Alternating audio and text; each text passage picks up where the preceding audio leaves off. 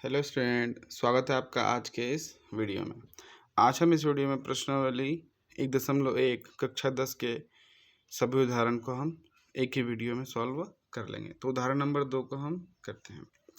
संख्या 6 और 20 के अभाज्य गुणनखंड विधि से एचसीएफ और एलसीएम ज्ञात कीजिए, है ना। इससे पहले वाले वीडियो में हमने अभाज्य गुणनखंड किस प्रकार से निकालते हैं वो हमने पढ़ लिया था, है ना। तो अब हम 6 का अभाज्य गुणनखंड निकालेंगे और किसका, 20 का। तो 2 से भाग दें तो कितना आएगा इसमें, 2 से भाग जाएगा इसमें, 2 तिया 6, 3 एकम 3, इसमें देंगे 2 से, 2 एकम 2 0, फिर 2 से 2 पंचे 10, 5 एकम 5। तो 6 के बाद अभाज्य गुणनखंड में जाएंगे 2 गुणा 3, 20 से क्या जाएगा 2 गुणा 2 गुणा 5। इसका क्या लेना है हमें, एलसीएम। एलसीएम में क्या देते हैं, जो उभयनिष्ठ हो। उभयनिष्ठ क्या है 2, तो पहले हम क्या लेंगे 2, फिर गुणा, ऊपर की संख्या में क्या बच गया 3, नीचे की संख्या में 2 गुणा 5, 2 तिया 6, 2 पंचे 10 और 10 छः 60। तो इसका एलसीएम कितना आ गया 60। एचसीएफ निकालेंगे। एचसीएफ क्या आता है, जो उभयनिष्ठ संख्या आती है। उभयनिष्ठ संख्या क्या है इसमें 2, तो इसका एचसीएफ कितना आ जाएगा 2। इसमें इसके हमें जांच नहीं करना है ना, क्वेश्चन में जांच करने के लिए नहीं कहा है, इसलिए। अब उदाहरण नंबर 3।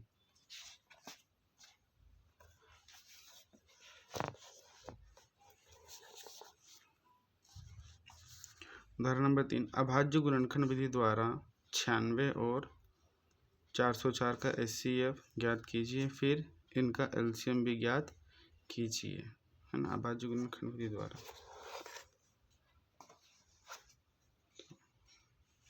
दो संख्या क्या दी थी हमें, 96 और 404, है ना। इसका हमें एलसीएम और एचसीएफ दोनों ज्ञात करना है।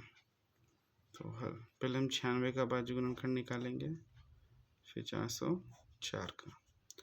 इसमें 2 से भाग देंगे, 2 चौके 8, यहाँ पे कितना बचा 1, तो कितना के 2 8 16, फिर 2 से 2 दूनी 4, 2 चौके 8, फिर 2 से 2 एकम 2, 2 दूनी 4, 2 से भाग 2 तिया 2 6 12, 2 तिया 6, 3 एकम 3, 404 में भाग देंगे 2 से, 2 दूनी 4 0, 2 दूनी 4, फिर 2 से 2 एकम 2 कम 2।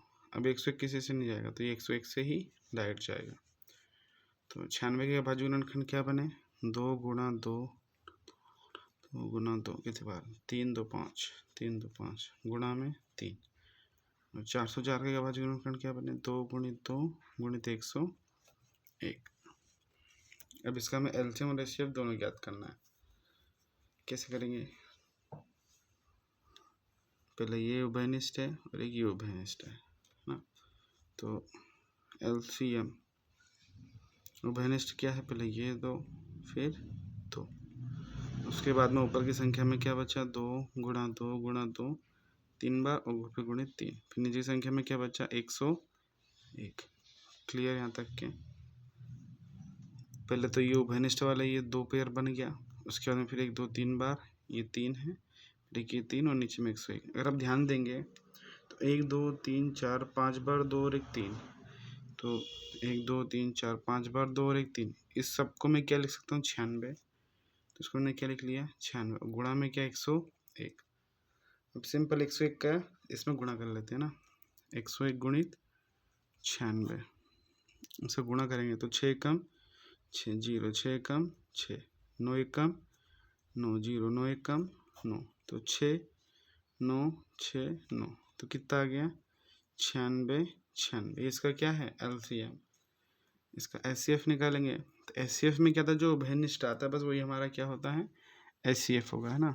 तो एचसीएफ में क्या उभयनिष्ठ आ रहा है, इसमें 2 और इसमें भी 2, तो 2 और 2 2 दूनी 4, तो इसका एचसीएफ कितना आ गया 4।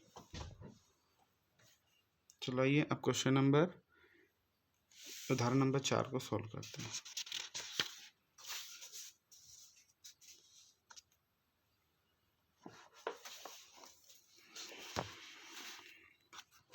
उदाहरण नंबर 4, संख्या 6 72 और 120 का अभाज्य गुणनखंड विधि द्वारा HCF और LCM याद कीजिए, है ना।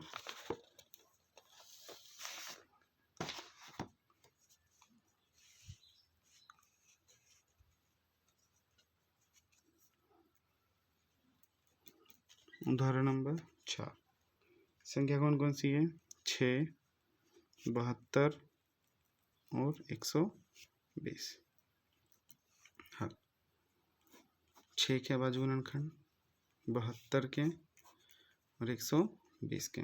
तो 2 से भाग देंगे, 2 तिया 6, 3 एकम 3, 2 से 2 तिया 6, बचे 2 6 12, 2 से 2 एकम 2, 2 8 16, 2 से 2 इनाम 18, 3 तिरका 9, 3 एकम 3, 2 से देंगे 2 6 12, 0 के 0, 2 से देंगे 2 तिया 6, 0 के 0, 2 से 2 एकम 2, बचा 1 2 5 10। अब 3 से 3 5 15, 5 एकम 5। तो 6 को हम क्या लिख सकते हैं? 2 गुणा 3। 72 को क्या लिख सकते हैं हम? 2 गुणा 2 गुणा 2 गुणा 3 गुणा 3। 120 को 2 गुणा 2 गुणा 2 गुणा 3 गुणा 5। क्या निकालना है? LCM। अच्छा, जब हम 3 संख्या का LCM निकालते हैं, इसमें थोड़ा ध्यान देना पड़ता है कि पहले मतलब 2 2 का पेयर पहले तीनों का पेयर बनाएंगे। जैसे इसमें ये तीनों संख्या मिल रही है ना, फिर इसमें मुझे ये तीनों संख्या मिल रही है ना। तो पहले मैंने क्या लिख लिया? 2 लिख लिया और ये 3 लिख लिया। अब हम मैं क्या देखूंगा? अब 3 संख्या देख लिया, अब 2 2 संख्याओं को देखूंगा, दोनों में कुछ कॉमन मिल रहा है। इसका तो सारे यूज हो गया। तो इसमें देखो 1 2 का जोड़ा यहाँ बन रहा है, 1 2 का जोड़ा यहाँ बन रहा है। तो ये 2 आएगा, ये 2 आएगा। फिर यहाँ पे क्या बचा? 3, और यहाँ पे क्या बचा? 5। इन्हें कोई जोड़ा नहीं मिला, है ना। तो जब 3 संख्या, इसमें ध्यान देने की बात ये होती है कि सबसे पहले तीनों संख्याओं में उभयनिष्ठ देखते हैं। तीनों संख्या में यहाँ 2 मिल रहा है और यहाँ पे ये 3 मिल रहा है, तीनों संख्याओं में। उसके बाद फिर जो हो जाता है, फिर इसका 2 2 संख्याओं का देखते हैं। 2 संख्या में एक बार 2 यहाँ मिला, 2 यहाँ मिला। इसमें 3 है, इसमें 3 नहीं, इसमें 5 नहीं, इसमें 5 नहीं। तो फिर लास्ट में इसको लिख दिए जो बचा था। अब सिंपल सॉल्व कर लो। तो क्या बचा? 2 तिया 6, 2 दूनी 4, 2 दूनी 4 और 3 5 15। तो यहाँ 6 से 15 चौक 60, 6 6 36। तो 360 मेरे पास यहाँ पे क्या आ गया? LCM आ गया। फिर क्या है? SCF में तीनों संख्याओं के बीच में उभयनिष्ठ देखना है। अब 2 संख्याओं के बीच में उभयनिष्ठ देखना है। तीनों संख्या के बीच में एक बार ये 2 मिल रहा है और एक बार यहाँ पे ये 3 मिल रहा है। तो यहाँ क्या आएगा? 2 गुणा 3। तो 2 3 कितना हो गया? 6। तो यहाँ पे इसका HCF आ गया। अच्छा, एक बात यहाँ पे ध्यान देने की, हमने जो फॉर्मूला पढ़ा था ना, N1 गुणा N2 बराबर किसका होता है? LCM गुणित HCF के ये बराबर होता है ना। ये एक फॉर्मूला हमने पढ़ा था।